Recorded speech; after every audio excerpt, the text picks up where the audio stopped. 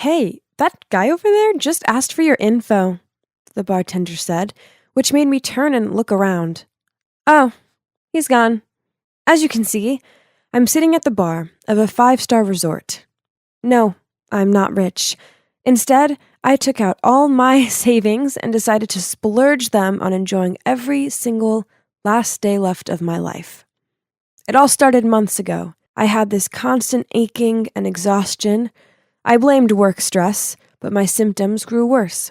Eventually, I went to the doctor and sat there in stunned shock as I heard the words cancer and progressive.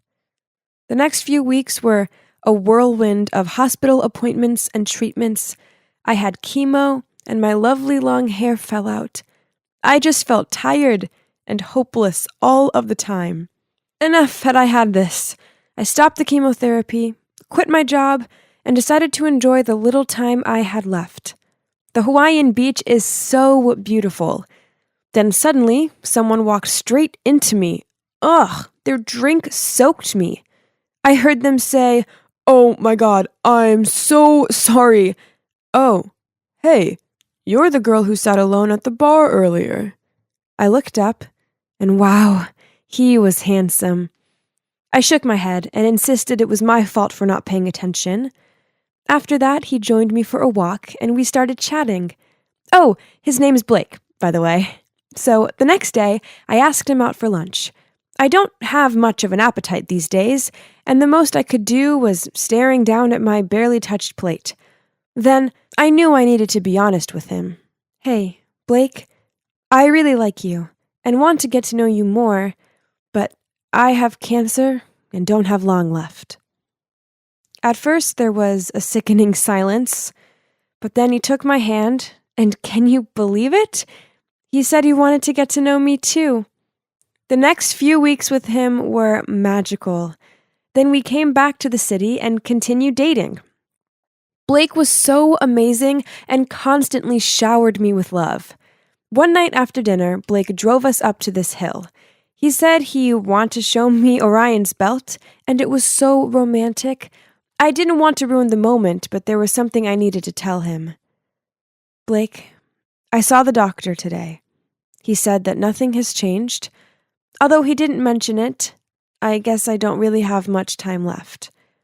My tears streamed down my face. "I've had the best time with you. I really do think I love you." Suddenly, Blake got down on one knee and asked me, "My darling Lucy, will you marry me? This is the least I can do for you." I was speechless, so I nodded and then held him tightly in my arms. I was too happy. I couldn't help sharing our love story on social media. Soon, thousands of people were liking and sharing it, saying what an inspirational couple we were. This was crazy, but amazing. Their support made me feel like I could take on my cancer, the world, everything. I started noticing that Blake was getting a lot of attention from other girls. They knew he was the guy who proposed to the dying girl, so they seemed to flock around him and admire him. Then one day, when we were at the wedding dress store together, I stepped out of the fitting room in this beautiful gown, feeling like a princess. But then I spotted Blake talking to some other girl. She touched his shoulder, and I overheard her say, "Your fiancé is very lucky to have you." Then she leaned in closer to him. "Blake?" I hissed at him. "Baby, how do I look?" He turned away from the girl and stared at me. "Yeah, gorgeous," he awkwardly smiled. I couldn't help but feel terrible. I know he's an attractive man, but he was about to marry me. It was not nice at all having him flirt with someone else at my dress fitting. Still, I tried to put it all aside, as I wanted to enjoy what little time I had left. The wedding was a dream come true. It was such a magical day.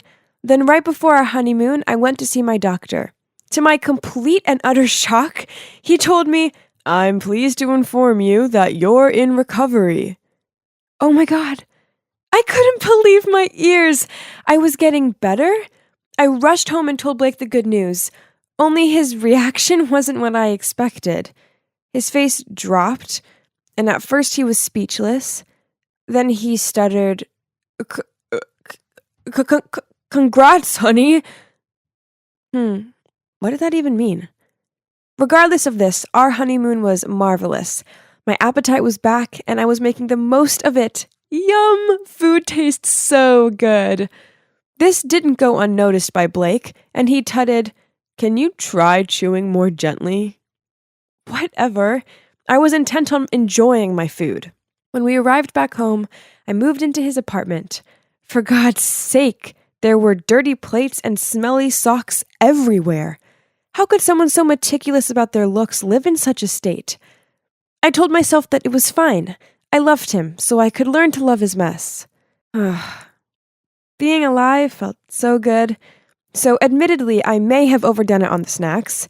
Cake, meals out, and yeah, I'd gained some extra pounds, so household chores were a bit too much for me. Besides, why should I have to do them? It was his mess.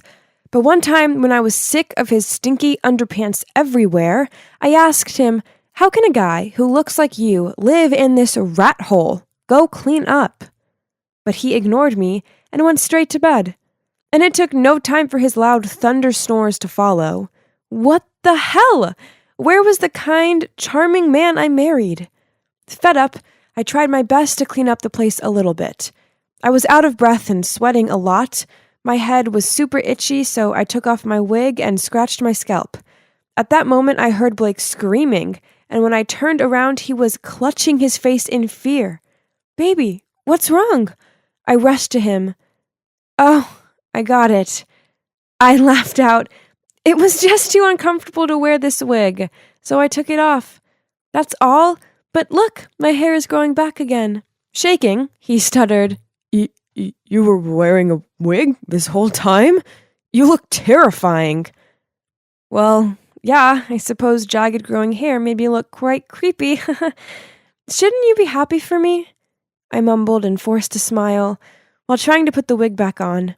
Knowing that I was able to live life again was incredible, but living Blake with my moody, uncaring husband, now, that wasn't so great. One evening, he came home from work in a foul mood and started shouting at me for not tidying up. I told him I shouldn't have to, as it wasn't my mess. He scowled at me. "I single-handedly provide for the both of us. Come home to see you chilling on your huge backside, and you dare talk to me like that? You're the one who needs to get up and work, since you eat double the amount I do." His words hurt. So with teared-up eyes, I said to him, "How dare you talk to me like that?" Blake was about to say something, but he paused, then just sighed. "Look, I'm sorry, babe. I know you're recovering." I sharply stared at him and said, "I didn't do anything for dinner, so let's eat out." I was enjoying my rotary chicken. It was so good that I might have taken too big of a bite, and it lodged in my throat. Soon I was choking. I couldn't breathe. Afraid, I looked at Blake for help, but he was scrolling through his phone. Then to my disbelief, he walked off to the bathroom. I kept thudding the table to call for help. Luckily, a waiter rushed over and hit me real hard on the back, and I managed to spit the piece of chicken out. When Blake returned, I angrily asked, "How the hell could you leave me like that?" "What are you talking about, baby? I saw you enjoying your food. Are you done? Let's go home." Ugh! He definitely knew I was choking. What a jerk. Everything I once thought and expected from him shattered. He was willing to let me choke to death over helping me. The problem was our love story was so famous now, and even though I knew Blake and I couldn't bear each other, the thought of us breaking up and being heckled by others made me feel so sick. I guess I was stuck with him forever. So we had to continue tolerating each other. Then one evening, while I was munching on potato chips and watching TV, my phone rang. It was a strange number. "Hello? Are you Blake's wife? Blake's been in a car accident, and we really need you to come here." I froze for a few seconds. "Sorry, wrong number," and hung up. My phone rang several more times, but I didn't answer. The guilt started to creep up on me, so I grabbed my bag and rushed to the hospital. The nurse told me to sign some papers so Blake could have his surgery. With a pen in hand, I hesitated. "Excuse me, where is the organ donating section?" I asked. "My husband is willing to donate if anything bad happens." "This is not the right time to ask me that question," the nurse yelled at me. Right at that moment, Blake's parents rushed in panicking. I gave them the papers and sneaked back to the apartment. After that, I thought long and hard about our relationship. It had been so passionate at first, but I realized I didn't love him at all, and neither did he. All our decisions were made intensely quickly, based on the idea that I might die later. We were too stubborn to admit defeat and walk away, and now we were miserable. A few weeks later, Blake came home in a wheelchair, and we both sat in awkward silence. Then I broke the ice. That night, when I choked at the restaurant, "Did you ignore me on purpose?" Blake answered me with another question. "Is it true you wanted to donate my organs instead of helping me get my surgery?" I replied, "I'm sorry. That was the only way I could briefly think of to get out of this marriage." He sighed. "I know. Me too. I think we're just too similar, and that's why we don't work." He paused. "I think it's time we put an end to this." So finally, we stopped putting up with each other and filed for divorce. People on social media were furious and posted a lot of venomous comments, such as, "So much for being an inspirational couple," and "This screams out scam marriage to me." I decided to close all of my online accounts. Their opinions don't matter anymore. I have my family's support. That's more important. Surprisingly, I'm still friends with Blake. Hey, we went through a lot together, and he's not all bad. I just never want to live with him ever again. I even met my current boyfriend through Blake, as he introduced me to him. How funny is that? Sometimes things don't work out as planned, but that's okay. Living a lie just to save a bruised ego is much worse. Oh, by the way, this is my real hair. I am now completely healthy. Remember, you only live once. So, make sure you don't waste your time trying to please others, and instead, you embrace life and live it at its best.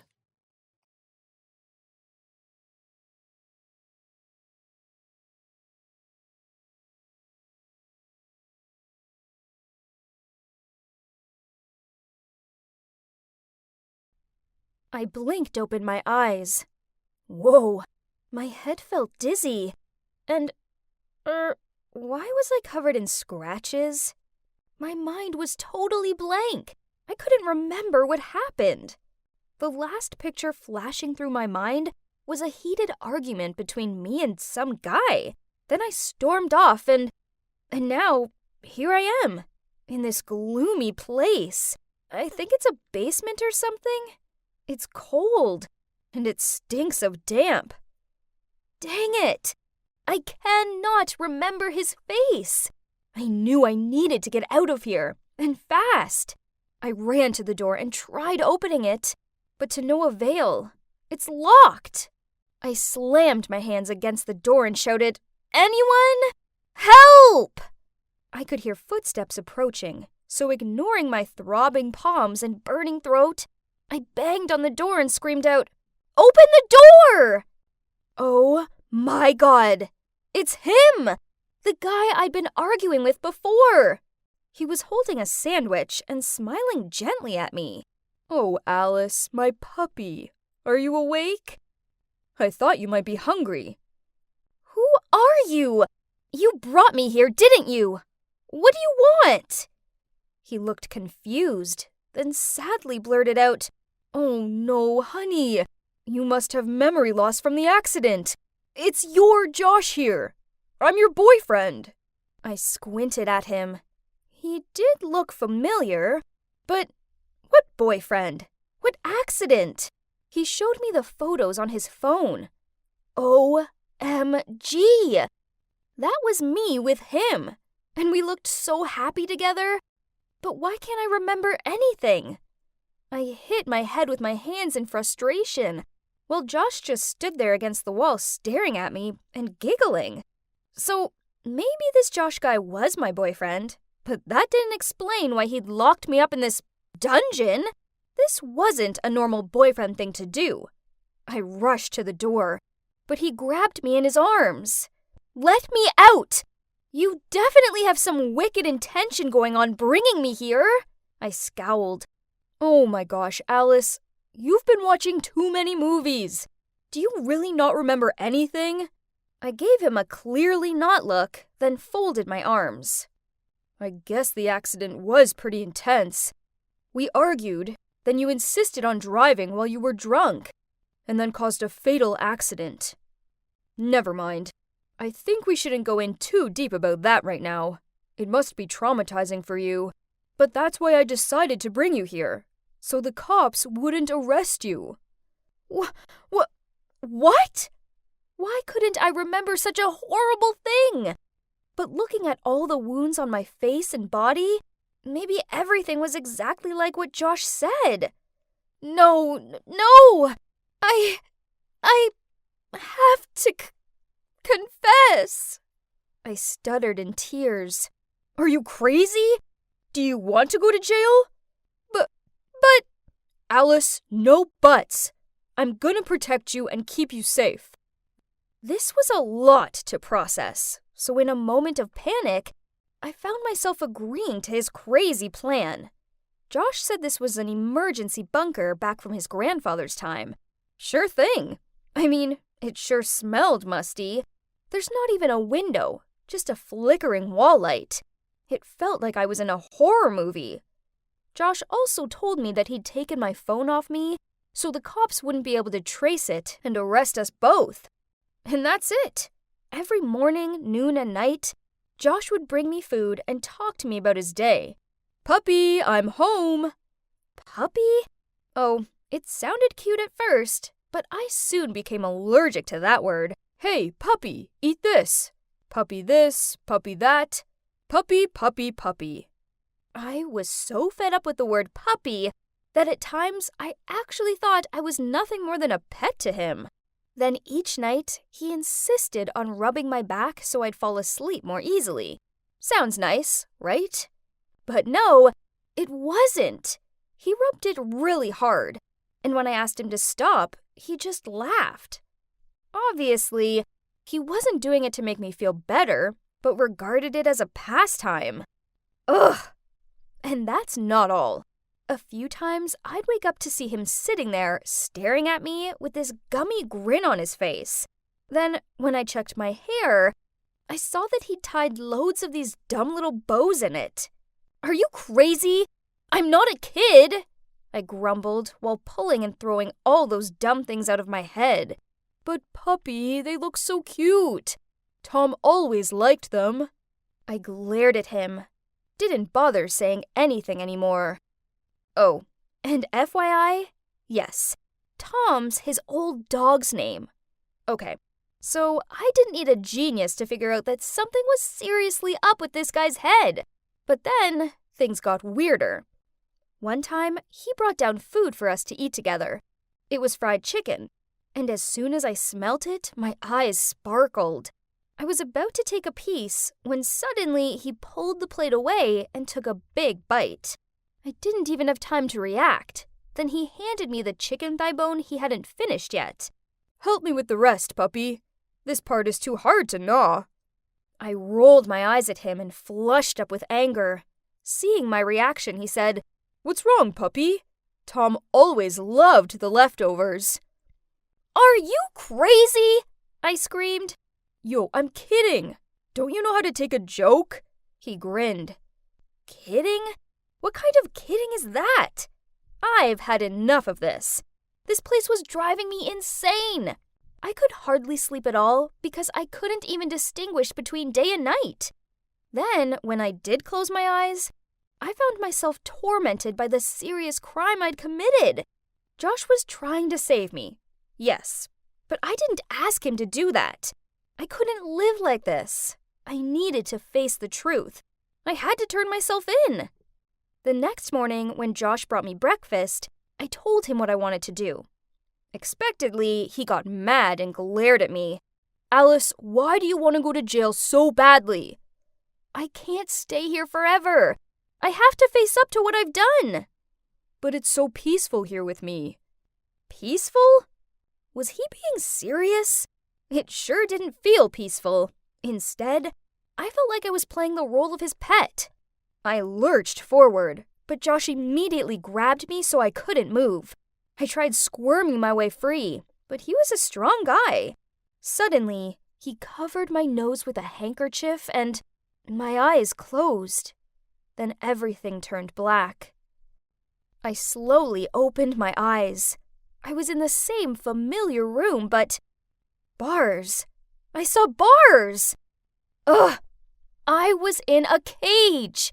Then I kicked something. It was a water bowl! "Puppy, you're so naughty. I can't lose you, so I've put you in here." He grinned at me as he handed me a sandwich. I chucked it away, then screamed at him to let me out. Seeing this, he immediately left and returned with a bunch of plush toys and dropped them in the cage. "Hope they'll make you happier." Then he tried to stuff the sandwich into my mouth. Furiously, I took a bite and spat it in his face, then sneered while throwing the toys at him. Jeez, some of them even squeaked. "Wow, okay." His demeanor changed, and his eyes turned scary.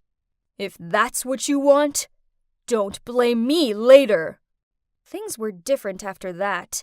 Each day, he only gave me a bowl of those gross-smelling biscuits, then he'd just sit there gawping at me. At first, I refused to eat them. But in the end, I was so exhausted that I gave in, even though I'm pretty sure they were dog biscuits. Ugh! I realized that resisting him wasn't benefiting me at all. It was only making him act more horrible. That's when a genius plan popped into my head.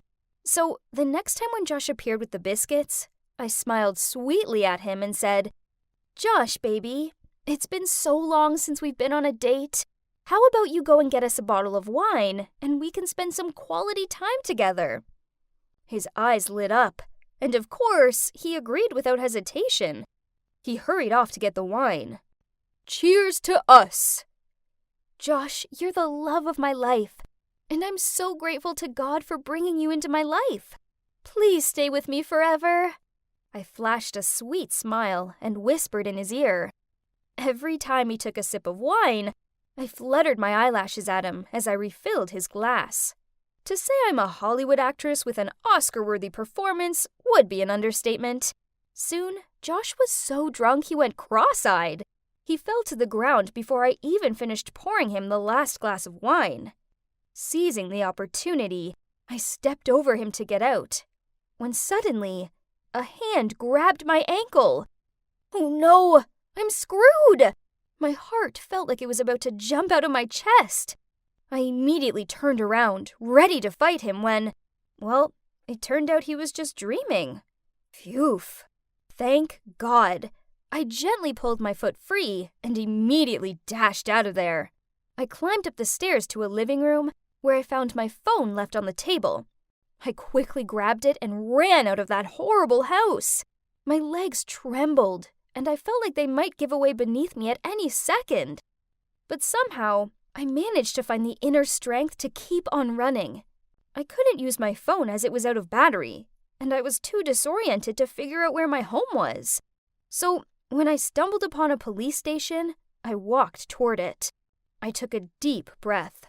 This was a tough decision. I knew I was going to jail, but I couldn't live in creepy Josh's basement forever and be his substitute pet. No thanks. I had to face up to what I'd done. "Sir, I'm here to confess." The cop looked confused and told me there hadn't been a fatal accident recently. But then he said I looked familiar, so he looked up my name, and turns out my family had reported me missing. That liar Josh had tricked me. It was all a ruse so he could imprison me. How vile! I charged my phone, and up popped hundreds of messages and voicemails from my worried friends and relatives. This was all so overwhelming. I put my head down for a moment. Then all the memories gradually surfaced. I'd been in the mall parking lot, and I felt like someone was following me. So I hid in the corner, and that's when Josh appeared. So I asked him, "Why are you following me?" "Alice, I love you. Please come back to me." I rolled my eyes and started walking away from him. "Go away, weirdo! We're done!" Then he grabbed my shoulder. I shook myself free and ran away, when a car came out of nowhere and... Ugh! Yes, of course. Josh was my crazy, controlling stalker ex. So he must have taken advantage of my unconsciousness to take me back to his basement and come up with his bonkers plan. Then to make things even easier for him, I ended up with memory loss. Typical! It was a nightmare. But thankfully, it's over now. The cops took my statement, and soon after that, my family came to pick me up. They all burst out crying, and we hugged each other tightly. It's taking a while to get back to normal life after all the trauma, but I'm getting there. I do want to vomit whenever I hear anyone say the word puppy. Ugh. However, this didn't stop me from getting my own rescue dog, Lily the Corgi, and I never put bows in her fur. As for Josh, well, he was convicted for false imprisonment and has to stay in jail for 4 years. Who's in the cage now? Serves you right.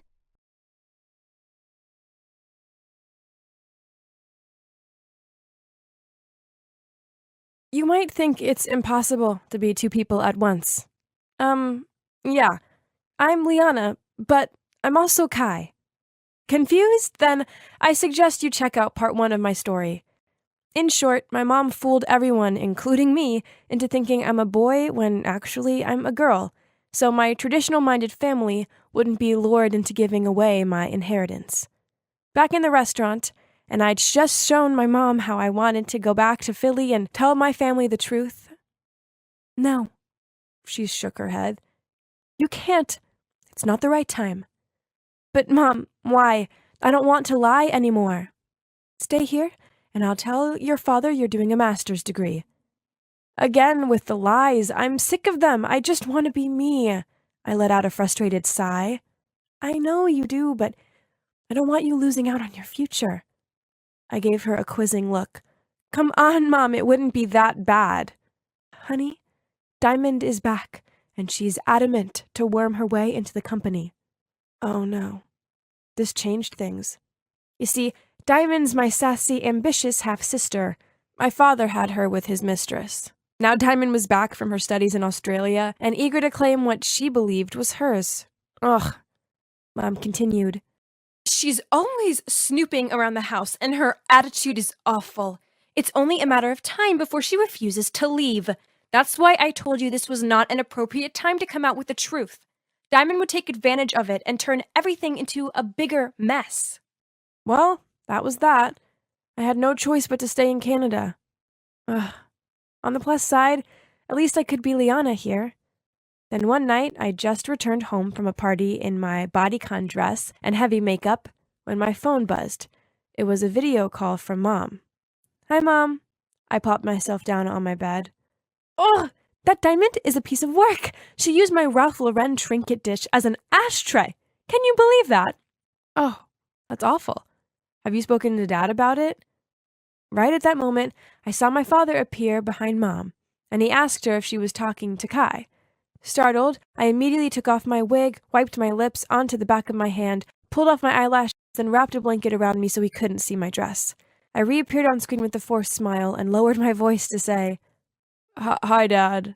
He coldly asked, Why is your face so dirty? Nothing. Your mother and I are to attend an important corporate event this weekend, and I want you to come with us. It will be a good experience for you.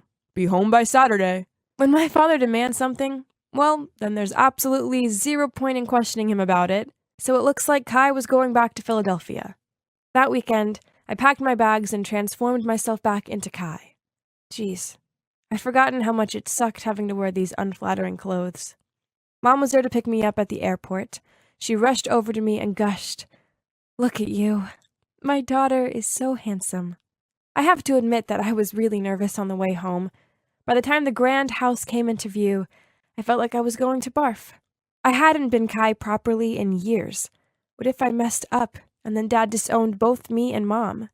Mom must have sensed how I was feeling as she took my hand and led me inside. My father was sitting on the edge of the couch with a black coffee and a ton of paperwork in front of him. "Hi, Dad." Mom elbowed me, so I coughed to clear my throat, then in a male voice said, "Hi, Dad. Your son is back." "Yes. Hello," Dad replied, his attention still on his paperwork. Phew. It seemed that he hadn't noticed my voice mishap. After that, I went up to my room, freshened up and changed into my suit. I sprayed myself with cologne, as smelling like a guy might make me act more like one, right? Later on, my father drove us to the event. He wouldn't stop going on about people he wanted to impress and contracts he was after. So without thinking, I grabbed my mom's purse and pulled out her compact mirror and lipstick.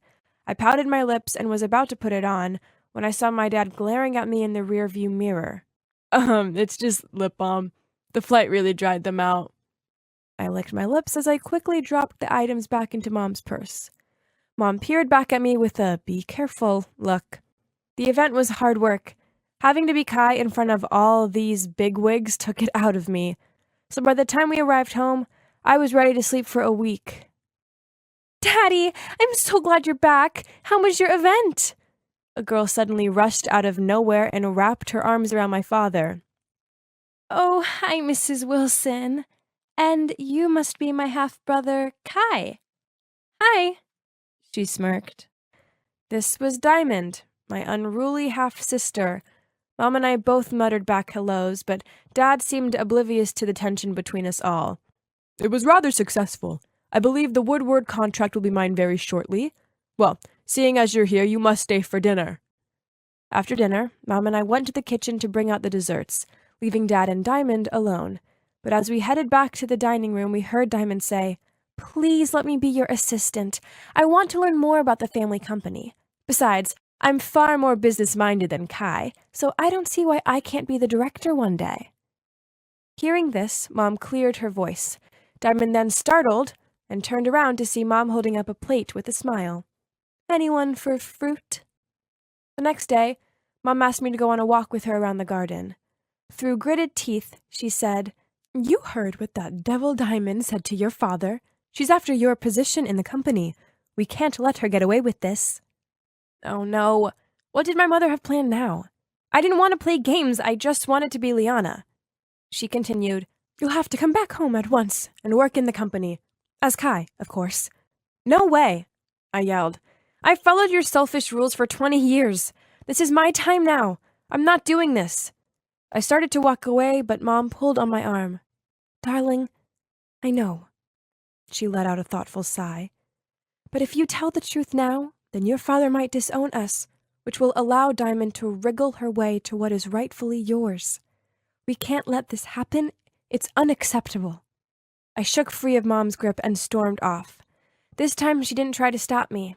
I needed time to think this all through. I didn't want to be Kai anymore, but I also didn't want us to lose everything. I really hate doing this, but I guess it's not totally unreasonable of Mom having to pull out these desperate measures. I found my mother in the conservatory, staring thoughtfully out of the window. On seeing me, she smiled. "Oh, Kai, Mom, I'm sorry. I've been childish. I know you only want the best for me." Mom took my hand and replied, "No. I'm the one who's been asking too much of you. I've been thinking, and perhaps there's a way in which you can be both Kai and Liana." I gave her a questioning look, and she continued, "It's bonkers, of course, but it might just work." She chuckled. "Kai should get engaged to Liana." What? My mother wanted me to get engaged to myself? But then thinking about it, my mother was an expert at bringing her crazy ideas into fruition. Besides, what did I have to lose? Well, besides my entire family and inheritance.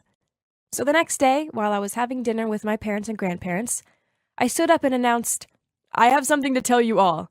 I have a fiancée, Liana.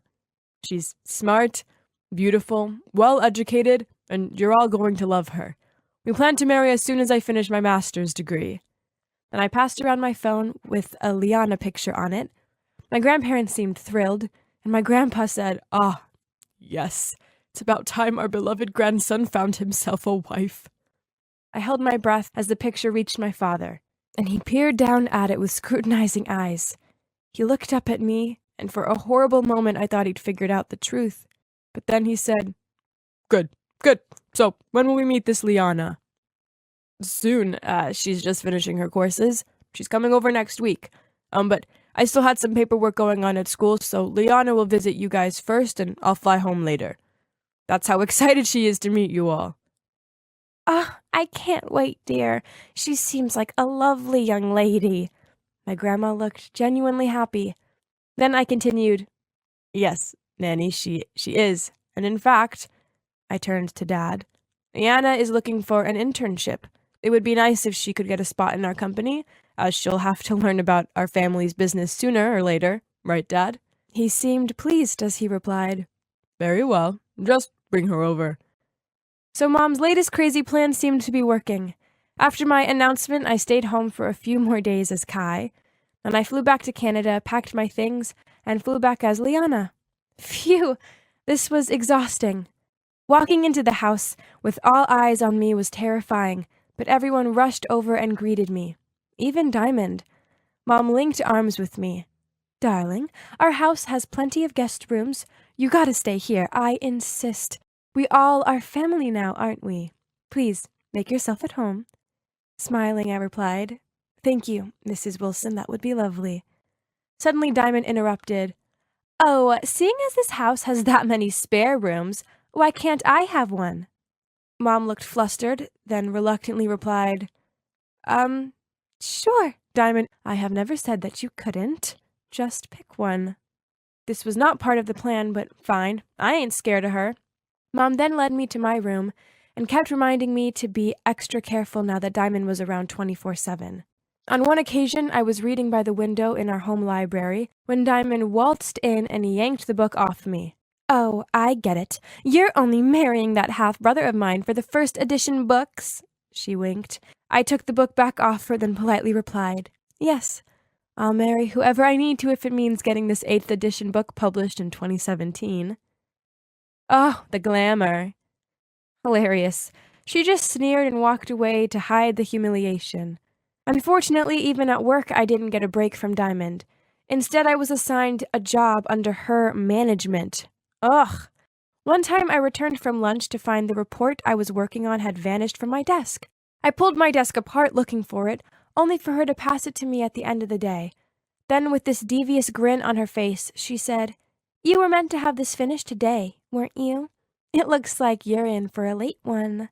Ugh! She was definitely more of an imitation than a diamond. And as he'd predicted, my father ended up getting the Woodward contract, and it was a huge deal. Some of the representatives from the company were coming in to discuss the project, so everyone seemed to be buzzing around like flies in preparation. Diamond ordered me to make coffee and take it to our guests.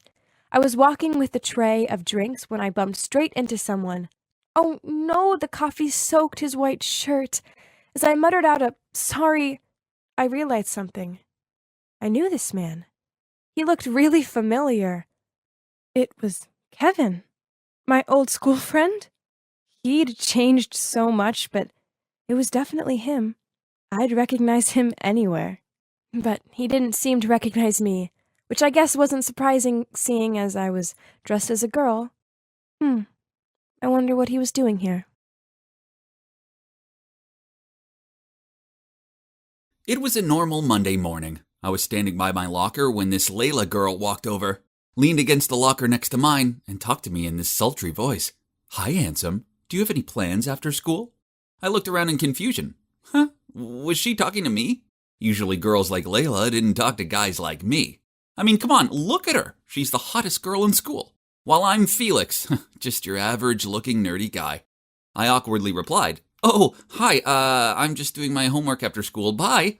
Then I left her there, dumbfounded. But it didn't end there. At the end of school, she approached me again and asked, "Do you want to hang out with me?" Followed by a wink. No thanks, I really have to finish my paper on the French Revolution. Then I walked off. Man, did she really want to hang out with me? No way. She must have lost a bet or something. Even on the next day, Layla, one more time, made a beeline for me with this scary, determined look on her face while I was chatting with my friends. And in a serious tone, she said, "Look, Felix, do you want to be my boyfriend?" What? All my friends started to cheer. I was so embarrassed that I shooed them away to get some privacy with Layla. I'm flattered, but no. She scowled at me. Excuse me? Do you realize that I'm Layla Hall, the prettiest and most popular girl in this entire school? Not to mention a member of the cheerleading team? Ugh, cheerleaders are so dramatic. I calmly replied, "Sorry, but you're just not my type." She shouted back, "What? I'm everybody's type!" I just shrugged and left. My God, that was awkward. But at least she got the hint now, right? Well, wrong.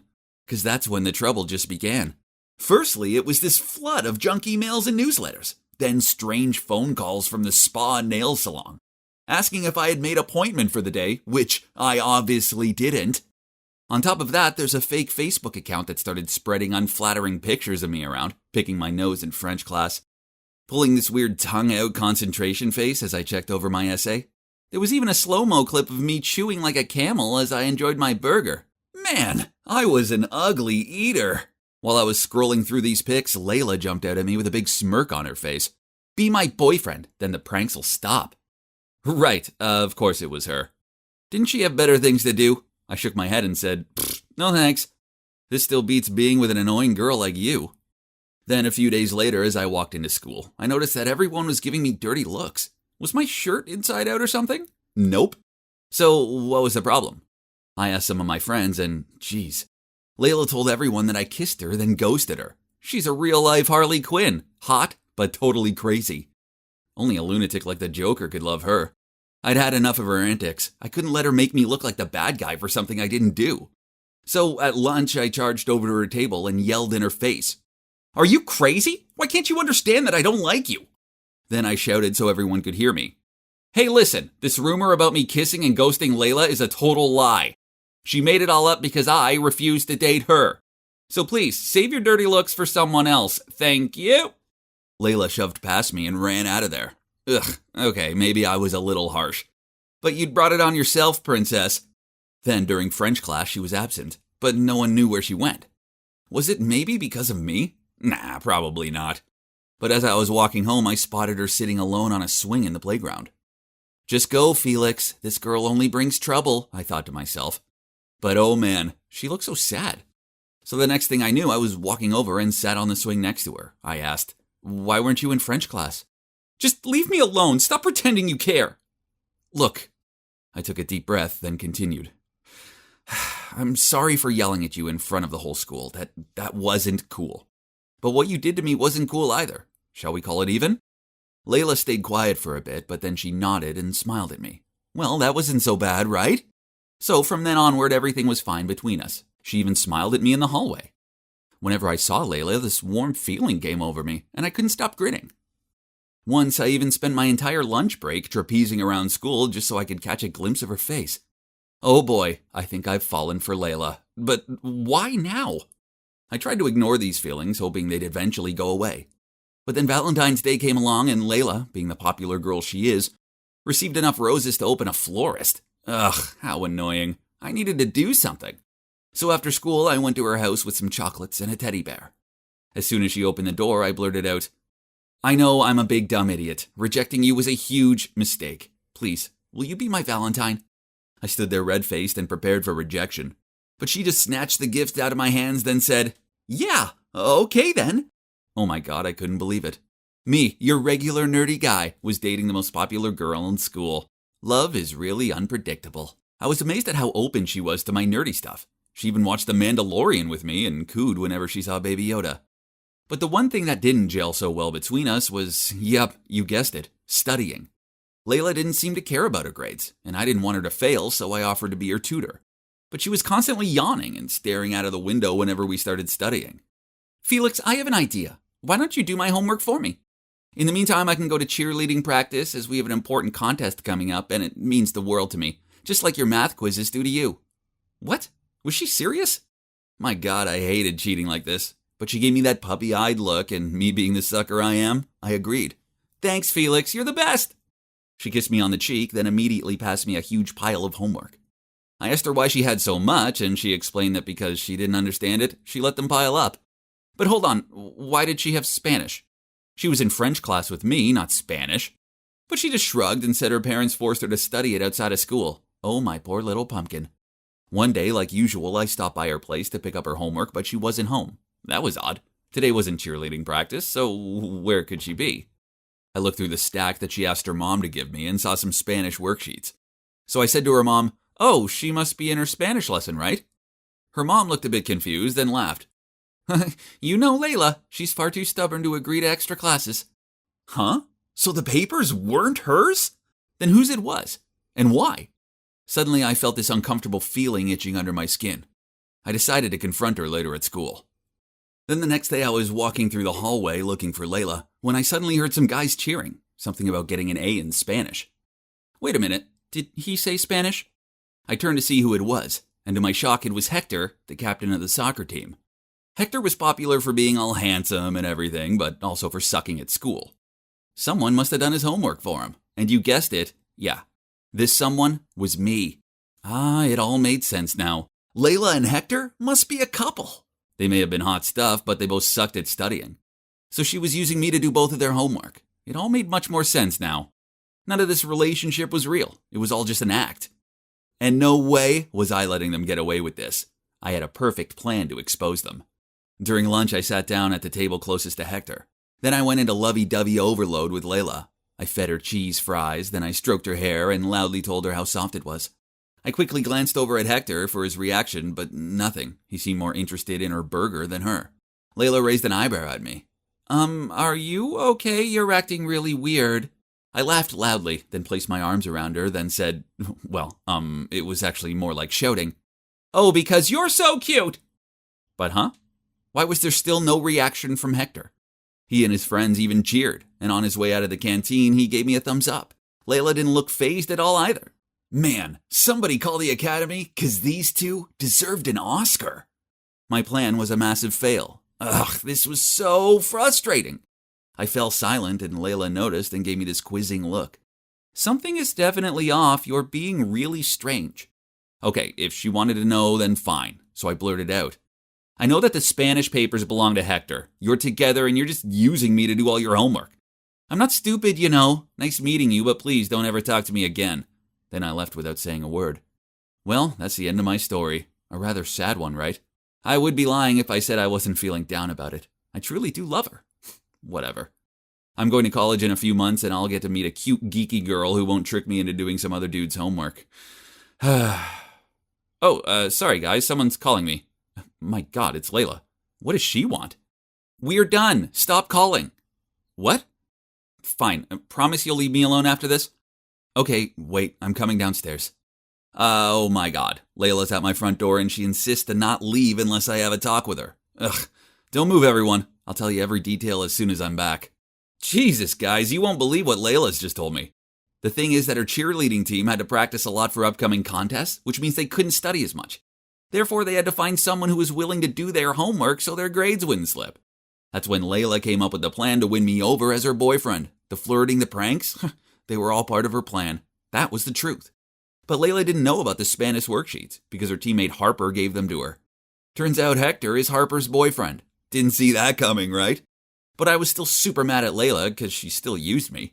Then Layla took out some papers and showed them to me. It was homework with all B's on them. Then she told me, okay, I admit that at first I didn't like you. I only approached you to take advantage of you. But then I actually fell for you as I got to know you better, okay? So I stopped giving you my homework and did it on my own. So, her feelings for me were real too? I couldn't believe it. Eventually I forgave her and now we're happier than ever. I must say, when Layla first talked to me, I thought she was this crazy girl like Harley Quinn who I could never like. But I was wrong. Turns out I'm the one who's crazy about her. So, I guess I have more in common with the Joker than I first thought.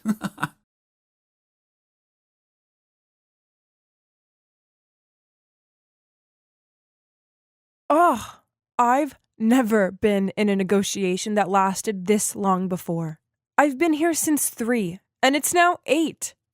Worse still, I hadn't even mentioned the funding yet. I've tried, but it was Dane's fault. He kept on interrupting me and going off topic.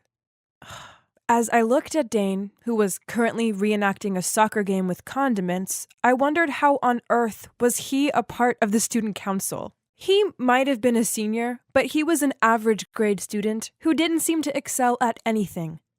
He also exaggerated everything and mainly just messed around. I should never have agreed with Dane to arrange the meeting here.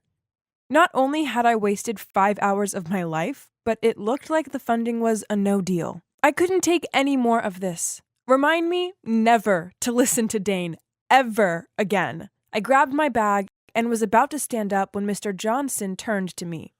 Ruth, I love your idea. Funding all of it would be a bit of a stretch, but I can go to 80%. And if it becomes a yearly thing, I'll be happy to continue sponsoring it. I stared at him open-mouthed. Did I hear him right? Mr. Johnson, the owner of the local music shop, was actually agreeing to provide a big chunk of the funding for our student talent show? By the way, I like this Dane guy. Today's been fun. Dane wooed, "Yes, it's a dealio," and enthusiastically shook Mr. Johnson's hand. Wait, I was supposed to be the one to close the deal. Never mind. We had the funding. This was amazing. We did it! Dane punched the air. Hey, how did you? He gave a Cheshire cat grin as he replied, "Never expected that, did you? What do you think of me now, Ruth the new president?" I shrugged and laughed. Hey, how about a celebratory hug, huh? He lunged at me with open arms. Well, why not? This deserved a celebration after all. We were jumping up and down, and I don't know, maybe I was delirious from the stupidly long meeting or something. But the next thing I knew, we were kissing. OMG! We immediately pulled away from each other and awkwardly looked the other way. After that, he drove me home in silence. Oh no, what was I thinking? Why did I, or anyone breathing, do that? It was Dane. Dane! Can you believe it? Well, okay, I suppose it'd been a difficult couple of months for me. As soon as I became president of the student council, my boyfriend Walter didn't congratulate me. No, instead he broke up with me. We'd been together for 2 years, but recently he'd spoken about marriage and buying a house. Not yet. I want to focus on my career first. But I guess me applying to the Students' Council and being all busy bee with work frustrated him even more. Now, I tried to distract myself with studying and council work, but I felt like I was getting ever closer to the edge of a cliff, one with hungry sharks circling the bottom. Ugh! And then there were the rumors being spread around school about me. Ruth's just a freshman. She won't be able to hack the pressure. And Ruth's so serious and boring. So I started working harder and harder to prove myself. Hence the talent show project. Only, geez, I was so exhausted, both mentally and physically. This funding news was fantastic. But what was going on with Dane? Maybe he has some kind of secret power of attraction or something. Anyway, after that incident, he flooded me with calls and messages, even though I was crazy busy. After the 12th call in a row, I stopped writing my essay and answered with an annoyed, "What? Hey there, how are you feeling about the weather today? My name is Ruth, not there, and I don't care about the weather, I'm busy." Busy enough to correct my words like that? I don't think so. Ugh, fine. I agreed to go out for a quick coffee with him just so he'd stop bugging me. I stirred my spoon around my coffee as I glared at him and said, "Will you stop calling me? I need to study." He stuffed the majority of his muffin into his mouth and took ages to chew it. Then he wiped his mouth onto the back of his arm and said, "You do realize all the other council members call you Military Ruth, right? Try not to be so difficult and chillax once, will you?" Wow, that sucked. I didn't expect to be liked by everyone, but I was working my butt off for the council. so they could at least appreciate what I was doing for them. I cleared my throat. I don't care. Work is work. I didn't become the president to make friends. But I know you're not like that, Dane continued. You might be going through a tough time. Still, you're the most stunning person I've ever met. My face brightened up, even blushed. What did he just say? You're beautiful, strong, and independent. He reached out and took my hand, and I tried to ignore the fact it was sticky from his muffin. Ew. I must be the luckiest guy ever to date a girl like you, Ruth. Those other girls are just jealous of you. I mean, you have this hunk, and they don't. Hold up. He said what? Date? I gave him a disgusted, who do you think you are look. Reading my expression, his face dropped. Oh, I, thought there was something between us. I froze for a few seconds. Was I being too harsh? I mean, he was totally sweet saying those words earlier. Fine. Listen carefully. I'll hang out with you. Not dating. But you have to promise, swear, that you'll never, ever tell anyone about it. I don't know. I mean, he was so immature and annoying, but I guess he was also kind of fun to be around. He made me laugh, and I liked that. All I did was work, work, work. And perhaps that was why Walter broke up with me, wasn't it? Maybe when I hang out with Dane, I should practice being less serious. One Sunday, when we were having brunch at a random cafe of his choice, I asked about his graduation coming up that summer and his plan. Honestly, I haven't thought any further than finishing my freshman year, he said between chewing on his sandwich. How about you? He asked. Well, I want to go to an Ivy League college for a master, of course, preferably Dartmouth, and study social science. Then I want to work for the government, but high up, you know, like a managing role, and really make an impact, you know? Dane shrugged after I finished. Yeah, nice plan. And kept digging in his food. I felt weird. Was I being unrealistic? Or was it just Dane's point of view? But to have a happy relationship, maybe it's best to compromise and accept the differences, right? I snapped myself back into the now. If this whole thing with Dane hadn't happened, I would still be in anguish and despair. It was strange, but I did feel better around him, unlike with Walter. So I should respect his opinions. Gotta learn from my mistake, right? One day, I was at a council meeting planning a fundraiser for the remainder of the talent show money. I decided it was time people saw the real Dane, so I made him event organizer. But this didn't go down well. As in the other council members' eyes, Dane was a lazy, idiotic puppet. Give him a chance. He's the one who persuaded Mr. Johnson to fund the talent show. Please, we never know other people's limits and abilities. Then, this girl Catherine sarcastically said, Of course you'd know his ability since he's your boyfriend. You suck at leading. All you care about is your personal feelings. I know. I'll date you. Then I may actually get given a job I deserve. My tongue was tied. I couldn't find a word to defend myself. And at the same time, I was really, really mad at Dane. And worse still, he hadn't even bothered showing up for the meeting. Afterward, I went round to Dane's house and furiously banged on the door. Yelled at him the moment he opened it. How come people know that we've been hanging out? Dane silently scratched his head, eyes open wide, and stared awkwardly at some random spot. Answer me! I continued, but still no reply. I pointed my finger at his face. I just went through a hurricane of rage in a meeting with the council to put you in charge of the fundraiser event. And you didn't even bother showing up. You better do an amazing job, else we'll both be dead. Then I stormed off.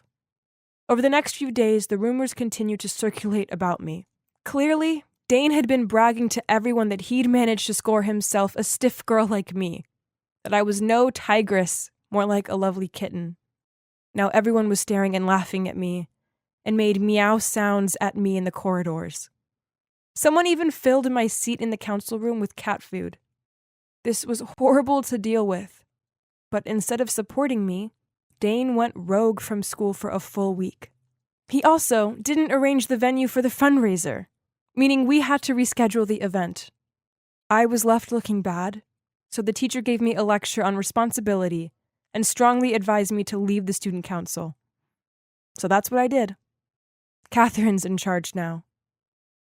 After that, I couldn't face school, so I locked myself away in my room and cried as I thought back to all the things that had happened. First, Walter left me. Then everyone else on the council mocked me. Then I lost my position on the council I worked hard for because I put my trust in the wrong person. Ugh, Dane. What he did hurt the most, as he was exactly what others described him as, childish and insensitive.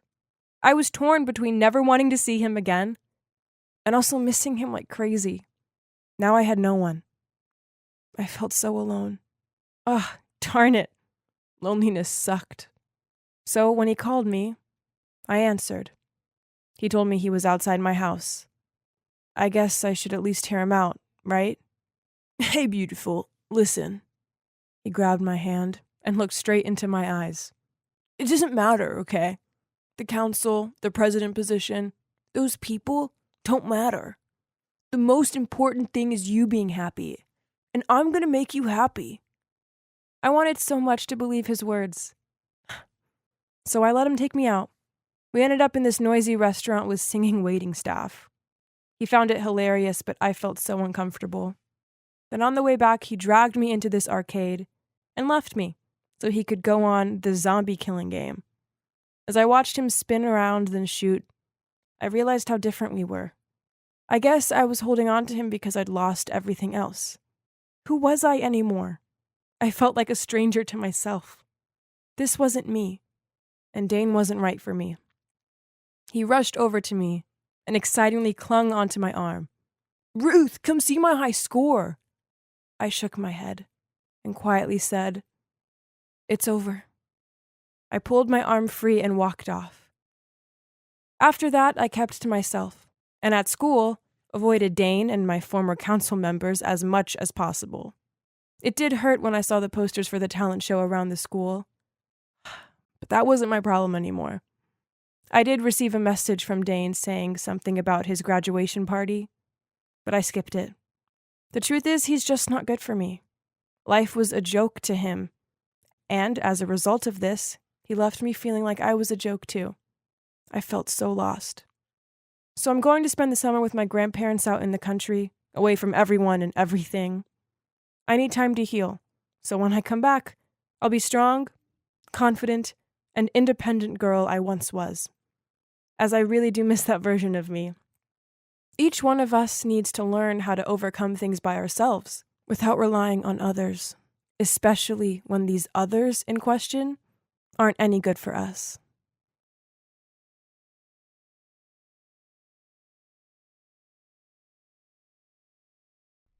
My phone beeped with a new message. Emma, I've got something to do nearby, so let's meet there. See ya. It was from Tony, my childhood friend from the orphanage back in Missouri. Yep, that's right. I ended up in an orphanage after my mom passed away when I was only 4 years old. But things were even worse for Tony and him. They'd been left outside the orphanage door without anyone even knowing who their parents were. And now here I am, on my way to visit his grave, as today's his death anniversary. Time flies. I can hardly believe it's been 10 years already. I picked up some flowers, then drove to the cemetery. Tony was already there waiting for me. I smiled and waved, but my heart felt heavy. Back when we were 14, we'd been joined at the hip, Tony, Thomas, and me. I had a secret crush on Thomas, but I never got the chance to tell him. It had all happened so fast on that day. We were just kids, young and dumb. We'd snuck out to go play by the riverbank. One minute we were splashing each other in the river. The next moment, Thomas was being carried away in the current. I tried to save him, but Tony pulled me back to shore.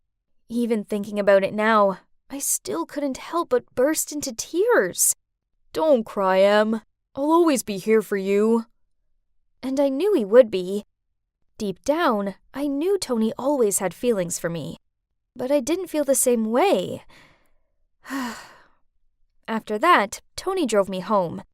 Seeing my exhausted look, he said before I went inside, Get a good night's sleep, Em. Remember, we've got that interview tomorrow. Gosh, I almost forgot. Tony probably thought I was the worst employee ever. And yes, you can guess it. Tony is my boss. After years in the orphanage, he was adopted by a super smart family that had inspired him to strive to become someone important, and he'd eventually built a food startup. Anyway, the following morning, despite still feeling worn out, I had no choice but to put on a brave face to go to work, as I had a marketing team to lead. But as I walked into the lobby, a guy bumped into me. He helped me up and frantically apologized, explaining he was in a rush. I looked up and was about to nag him, but wait, why does he look so familiar? In fact, he looked exactly like... It's you! You... I stammered, but I couldn't even finish my sentences because he'd rushed into the lift and the doors had closed. I must have been seeing things. Honestly, throughout the whole interview, I could barely concentrate. Could there be two people looking that similar on this earth? I was lost in thought when the next applicant came in, and it was him! Both Tony and I stared in shock. He was the spitting image of Thomas. But he couldn't be. I mean, Thomas had died years ago. We both were too stunned to say anything until his voice broke the silence. Hi, I'm Dustin, and I'm here to interview for the marketing position. I looked at Tony, and he looked just as confused as I did. But, yeah, it wasn't Thomas. This guy was from Illinois and had never even been to Missouri. Okay, so here's Thomas's doppelganger. Fair enough. The interview went well, and even though he was a bit arrogant, he knew what he was doing, so we hired him. When I left the room, surprisingly, Dustin was still waiting for me outside. He offered to treat me to lunch as an apology for earlier. I agreed, as I was desperate to ask him more questions. During lunch, I kept mentioning the orphanage, some of Thomas's hobbies and things he hated, but Dustin didn't even bat an eyelid. I was disappointed, because I really hoped Dustin would actually be Thomas. That night, I barely slept. I couldn't stop thinking about Dustin. It's ridiculous, but I still had a strong feeling that he really was my childhood sweetheart. Suddenly, I got a message from Tony. Saw you hanging out with Dustin. Wake up, Em. He's not Thomas. Ugh, I didn't need to hear that. The next day, I couldn't take my eyes off of Dustin. At lunch, I watched as he put honey on his watermelon, and I almost freaked out. That was exactly what Thomas used to do. Oh my, I blurted out. I then told Tony what I just saw as soon as he sat down, but he just laughed and said, Honestly, Em, tons of people do that. Do you really think that our Thomas could be that arrogant? Seeing that I was still unfazed, he continued. But if you still want to check, just give him a peach. Things can change, but allergies don't, right? OMG, Tony was a genius. He probably was just kidding, but I was super serious. So the next day, I bought Dustin a peach pie to welcome him to the team. But to my surprise, he ate it up with pleasure and seemed totally fine. Okay, clearly I needed to let this go. He wasn't Thomas. End of. But if only things were that simple. And even though I knew Dustin wasn't Thomas, I still felt attracted to him. He was smart and sweet, and so much fun to be around. Eventually, we started hanging out and became very close. We didn't actually make anything official, but we were low-key dating already. However, it was impossible to hide things from Tony. One time, our company went on a team bonding weekend, and we'd arranged a tennis competition. We had to pair up, so obviously I would go with Dustin, but as we're about to go sign up, then Tony came to ask me to be his partner too. My God, it was so awkward. Then Tony said in a very sulky tone, Okay, how about we have a little competition? The winner gets to pair up with Emma. And so they had a swimming race. That's so embarrassing. I knew Dustin couldn't swim, so I started to panic, but he got in the pool anyway. Obviously, Tony won, but who cares? He was acting like a child. I rushed over to help Dustin, who was left coughing and choking on the water, and at that moment, I realized that I was falling for him so much. But since then, there were rumors in the company that Dustin was only flirting with me to get promoted. One morning, we were walking through the lobby together when two girls started whispering about us. So Dustin took my hand and went straight to the girls saying, I love Emma. What's wrong with that? Tell me. Go on. At that exact moment, Tony appeared and asked if he could have a word with Dustin in his office. I was so nervous. Now everyone knew we were in some weird triangle, and I didn't like it one bit. Then one of my colleagues overheard Tony telling Dustin that if he didn't leave me alone, he'd be fired. I couldn't believe it. I went to find Tony right away, and before I could even confront him, he said, Yes, it's true. I asked those girls to start the rumors, and I also asked that jerk to give up on you. It was me. I did it all. I just don't get it, Em. Why have I ever been good enough for you? Tony, wait. It's been 10 years. Why couldn't you give me a chance? Why can't you let Thomas go? Some guy who looks like him walks up and you totally forget about me? He's a loser compared to Thomas. Don't you dare call him a loser, I said. See? In the end, you still care about him only, not me. Tony shouted, then stormed off. I hated to be in this situation. On the one hand, I truly liked Dustin, but Tony was not only my lifesaver, but also my best friend, who'd stuck by my side through all the highs and lows. What a dilemma. In the end, I decided to have a little space from Dustin, just until things cooled down. Maybe then the rumors would stop and people would quit being so negative about him. But that wasn't to be so. You see, our new product that hadn't even been released yet suddenly appeared on the website of our direct competitor. Someone must have leaked the confidential file. But who? An investigation was opened and all of our computers were checked. You won't believe it, but the IT team had been able to recover a deleted email that had been sent to our rivals from Dustin's outbox. Dustin denied it, and he demanded to check the CCTV. That's how we caught Mike, one of our senior employees, at Dustin's computer sneakily doing something. And to think, he'd put the blame on Dustin. After the truth came out, I went over to Dustin, but he seemed mad as he said, You think I'm a jerk too, don't you? That's why you've been giving me the cold shoulder. I told him I never believed he'd done it. Then I took his hand. I'm so sorry. It's just that I've been through some stuff. Then we hugged. Oh my, I'd missed him so much. But the drama didn't end there. The info leaked had caused our company huge losses. We had thousands of meetings, and the stress was unreal. Feeling so deflated, I went up to the rooftop to get some air. Suddenly, I heard Dustin's voice somewhere. He was on the phone with someone talking about some plan to steal our company's products. No way! Without even thinking, I charged over and snatched his phone away to see that he was talking to Mike? Oh my God! Had they been accomplices from the beginning? I was so angry, but actually more disappointed. So I asked him to resign and stay away from my sight. I know I should have exposed him to the whole company instead of letting him go that easy, but I guess my heart couldn't bear to do that.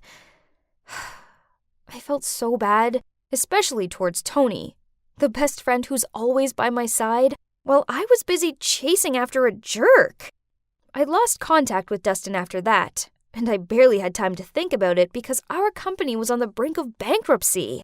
But one day, I got a call from him, followed by a message saying, Please don't ignore me. I've got something important to tell you. So we met up the next day at a coffee shop, and as soon as I saw him, I said, Look, Dustin, I've had enough of your lies. Please just get to the point. Then he replied, Emma, I admit that I only came to work for your company to steal your ideas. But seeing you and Tony after all these years, And falling for you all over again? Well, that wasn't part of my plan. I was confused. After all these years? What are you talking about? Then he showed me his wrist, and he was wearing a friendship bracelet. Remember this? You gave it to me on my birthday 10 years ago. OMG. What was going on? I couldn't believe my eyes. I'd given this to Thomas. But then why? But the peach. I continued. He just laughed and said, I overheard you guys' plan, so I made sure to take allergy meds just before. Then he went on to explain that he was Thomas, and that he'd been lucky enough to be saved that day on the river. There was a family who were out in the river searching for their drowned son, but instead of finding him, they found Thomas, and so they kindly adopted him and changed his name to their son's, Dustin. This was insane. Here was Thomas right in front of me, after all these years. And guess what? His adoptive father is the director of our rival company, and so he'd asked Dustin, or should I say Thomas, to come and infiltrate our company. Thomas kept apologizing for it, saying how much it had tormented him, and that he just missed me and had to tell me the truth. My head was spinning. This was all too much. I needed a moment to think it all through. But in the end, we decided that he could help our company by uploading a post to expose the truth. Obviously, as soon as Tony heard about it all, he was furious. He was mostly mad at me because I'd covered for Thomas. He'd even stopped talking to me for a while. But putting that aside, after Thomas's post, things got better for our company. We were able to launch new products as scheduled, and he even contributed some capital to help with our new project. Now our companies are still rivals, but at least it's now a fair competition. As for Tony and I, we eventually made up. He came to find me one day after work and said, I'm so sorry for how childish I've been. I was just jealous of you and Thomas. I was too selfish to consider your feelings. But you and Thomas, I want you guys to be together. You two are made for each other. I couldn't stop crying as he said that. It meant so much to me. And guess what? It has now been a whole year since Thomas came back into our lives, and the three of us are back to being the best of friends. Oh, and I should probably add that Thomas and I are engaged. We're so happy, and we're even opening an orphanage together for homeless kids like us. I'm going through many phases, but I finally found peace in life. I guess it all worked out after all.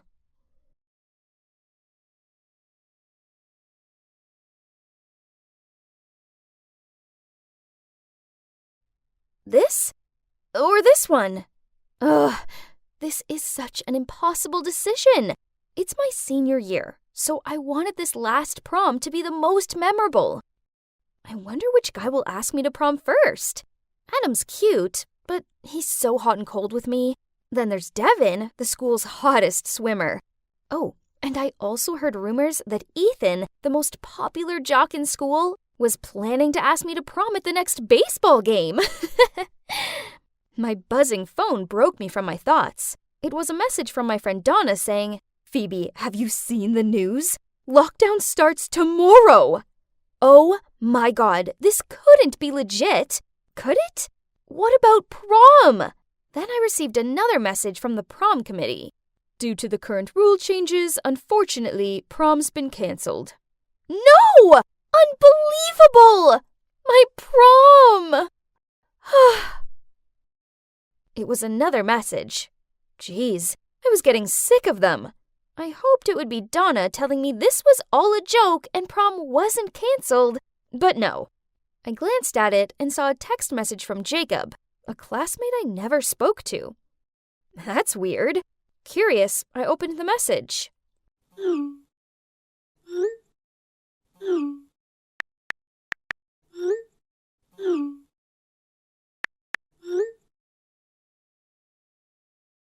Hey, Jacob. So, what do you want to ask me? Hi, and, can you help me model for a moment? I'm applying for the Art Institute in Chicago, and the application deadline is tomorrow. But I need to submit a drawing. I'll be posing for you to draw?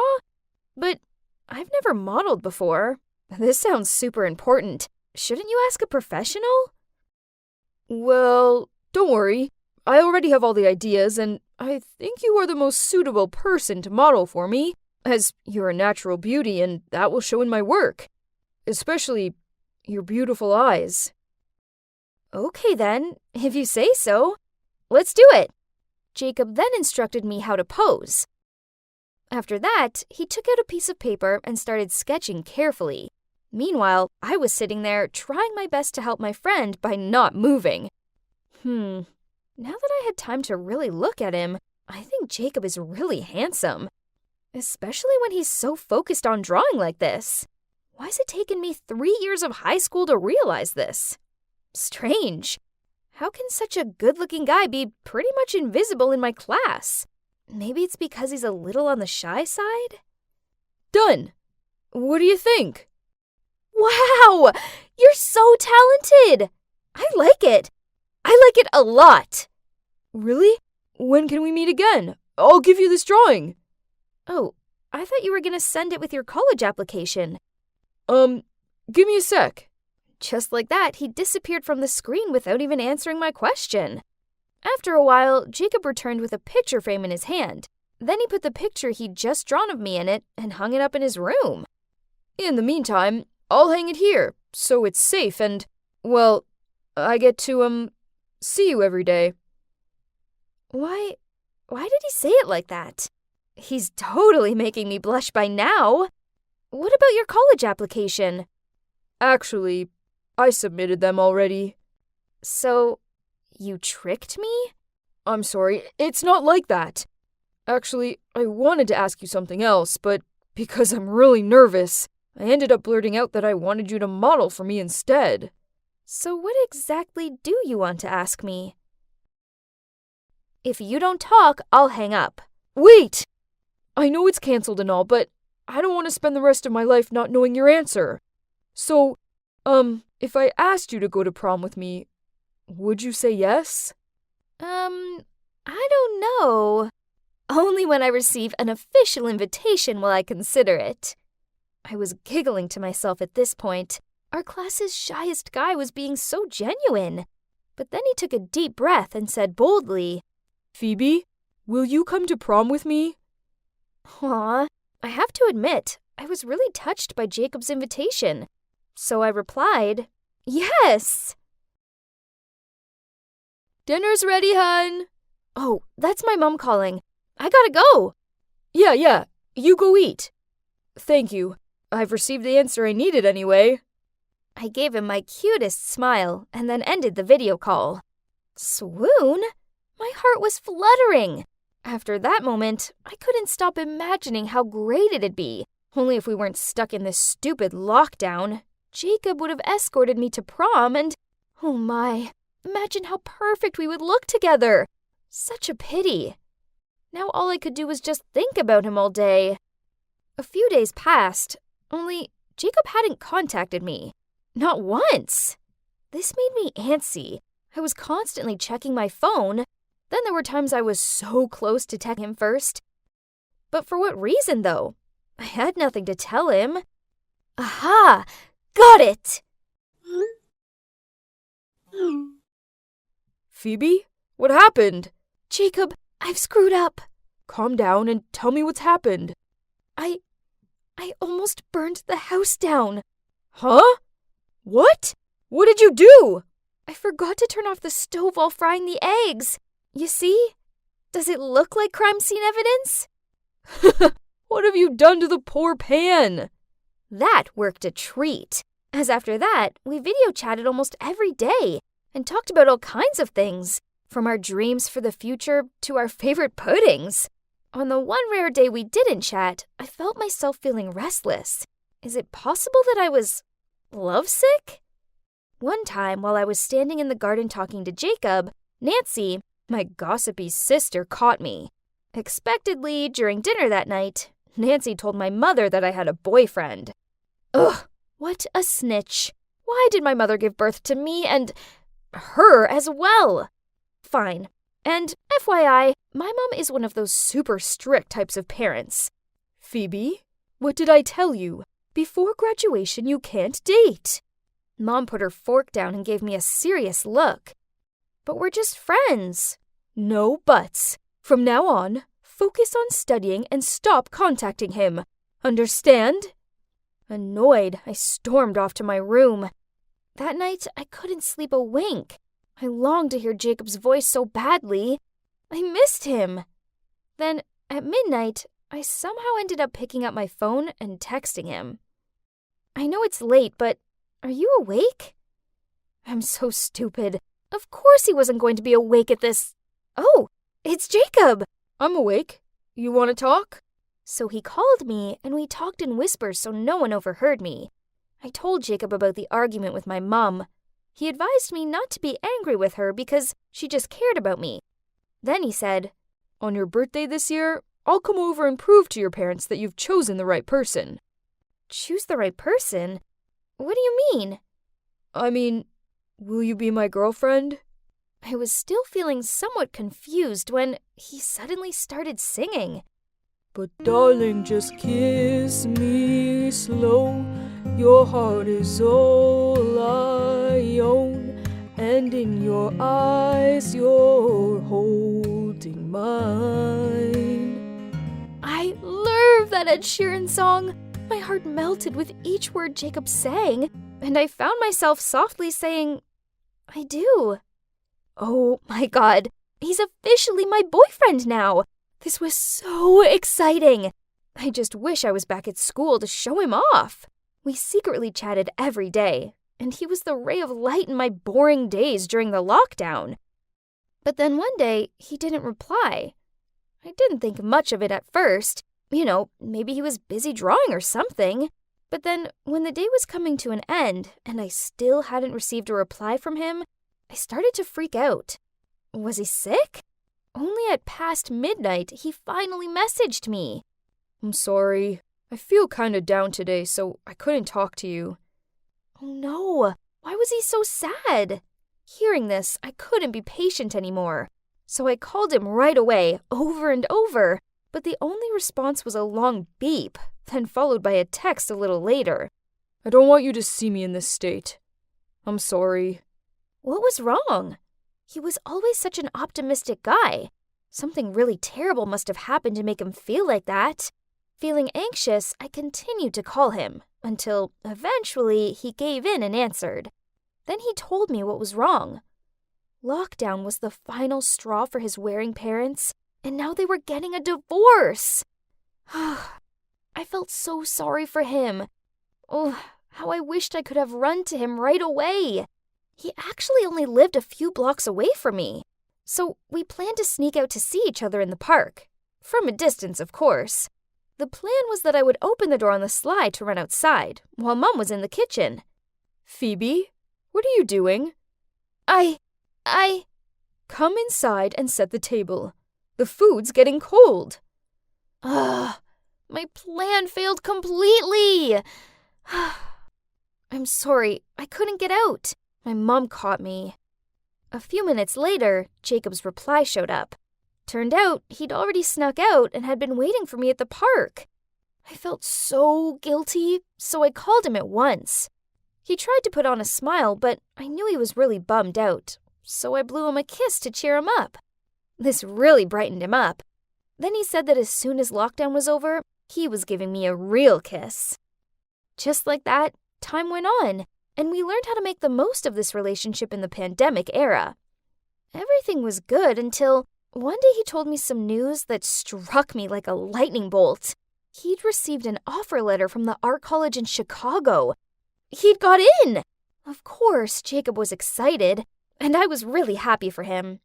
But Chicago was a whole different state, so I'd never get to see him.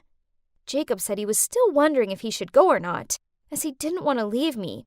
Me neither, but how could I tell him not to go? Jacob, please go chase your dream. Don't give it up over a girl whose hand you've never held.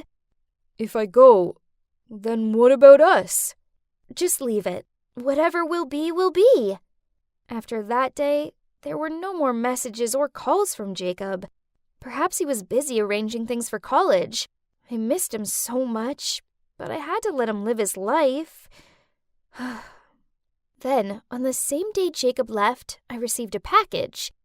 I took it up to my room and opened it. Inside was the painting which he had asked me to model for. It's really beautiful. The painting! Now how am I supposed to forget you when I have to look at this every day, Jacob? The city eventually came out of lockdown, and things were pretty much back to some kind of normal. It was just that I couldn't stop thinking about Jacob and how different things would be if he was still here. We hadn't spoken since that time we broke up. I guess it was easier this way, but it didn't stop it from sucking. And to make it even worse, today's my birthday, and all I could think about was him. I was sitting there trying to fake delight as my family brought me out a cake and sang me happy birthday. Hang on, who's that? Standing behind my parents? Oh my, it can't be! It's Jacob! Oh, yes. I found this one loitering outside. He seems keen to see you, and, well, it is your birthday, so I suppose I'll let the no boys rule slide for today. Mom smiled. I couldn't help it. I darted out of the chair and leapt into Jacob's arms. I asked him why he was here, and grinning, he replied, I have a promise to keep. Then I introduced him to everyone, and being the perfect guy he was, he's really mature and friendly toward my family, and they love him. But soon the day ended, and he went to leave, so with reluctance, I walked him out to say goodbye. Jacob then held my hand and said, Look, Phoebe, when I was away, I realized how much I like you, and if you have the same feelings, could we give this long-distance relationship a try? Without giving me time to answer, he continued, I'll try my best to contact and come back here often. I will never leave you feeling lonely. I promise. His words were really touching, but, Jacob, I'm sorry. I don't think we can do long distance. Why not? 'Cause I've applied to College Columbus in Chicago, and I got in. We're gonna be neighbors!